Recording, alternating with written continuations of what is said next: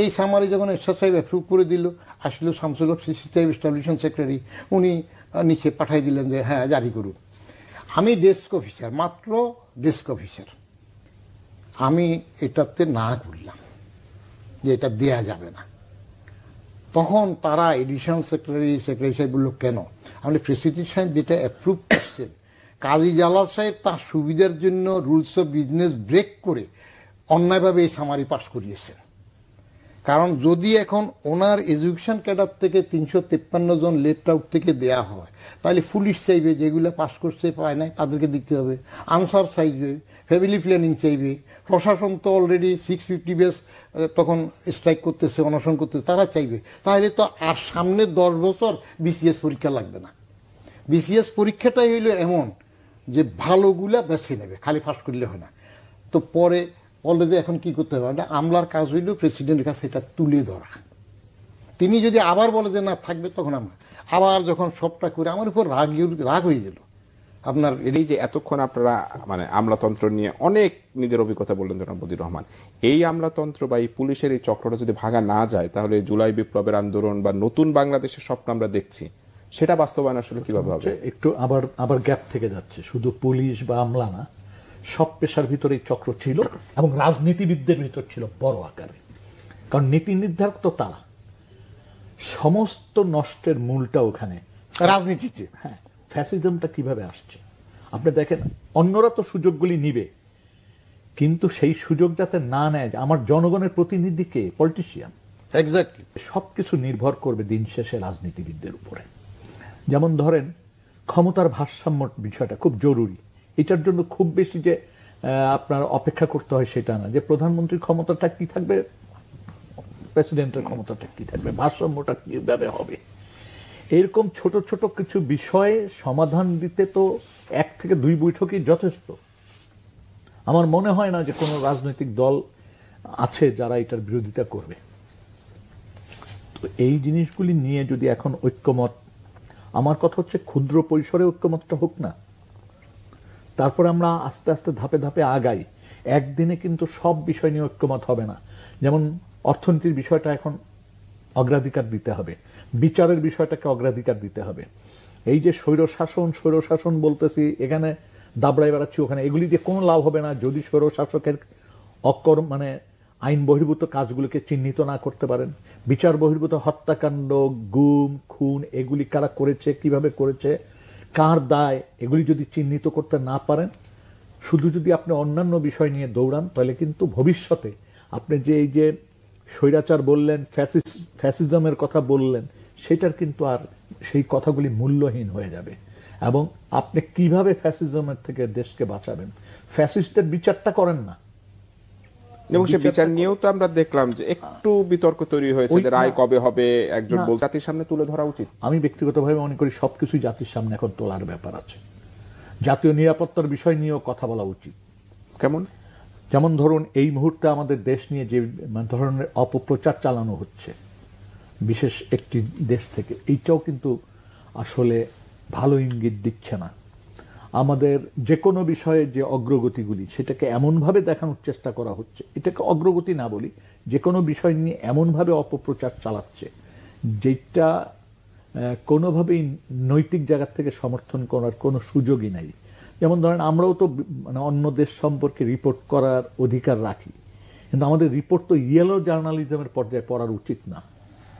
আমরা সেটা করার চেষ্টাও করিনি। এবং দেখেন এই দেশ নিয়ে এখন যেটা হচ্ছে, যে কোনো ঘটনায় আমি দেখছি যে পার্শ্ববর্তী রাষ্ট্রে যেখানে স্বৈরাচার আশ্রয় নিয়েছে, সেখান থেকে এমন ধরনের অপপ্রচার চালানো হয় যেটি কোনোভাবে সমর্থন করার কোনো সুযোগই নেই, বা বিশ্বাস করা বা ওইটাকে গ্রহণ করা সুযোগ নেই, বা ওইটাকে হজম করা সেই সুযোগ কিন্তু নাই। কিন্তু সেটা কাউন্টারকে আমরা দিতে পারছি। আমরা এই জায়গায় আমাদের ভিতরে বিভাজনটা কিন্তু এখনো খুব বড় আকারে রয়ে গেছে। আমরা এখনো ভিত্তি ৭১কে কিভাবে দেখব সেটার ব্যাপারে ঐক্যমত হচ্ছে না। আমরা দেখছি এক একজন এক একভাবে এখানে বিশ্লেষণ দ্বারা করাচ্ছে। আমি শেখ হাসিনার অপরাধ বা যারা অপরাধ করেছে তাদের ক্ষমা করার কোনো সুযোগ দেখি না, কিন্তু যে ব্যক্তি এটার ভিতরে নেই তাকেও আপনি প্রশ্নবিদ্ধ করতে পারেন না। এই জিনিসটাও আমাদের মনে রাখতে হবে। এখন এই যে আপনি ভারতের কথা সরাসরি বললেন, আগামীতে যারা রাজনৈতিক সরকার যারা ক্ষমতায় আসবে তাদেরকেও তো আসলে এই ভারতকে মোকাবেলা করতে হবে।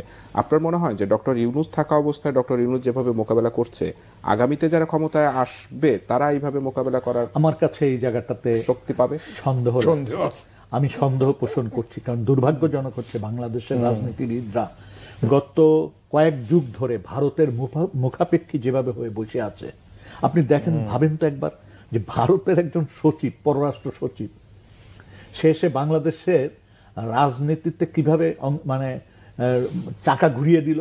এরশাদ সাহেবকে নির্বাচনে নিয়ে আসা, খেয়াল করে দেখেন তো, ওই যে পররাষ্ট্র সচিব ছিল কি ভদ্রমহিলা, সুজাতা সিং, এই কথাটা তো দিবালোকের মতো সত্য।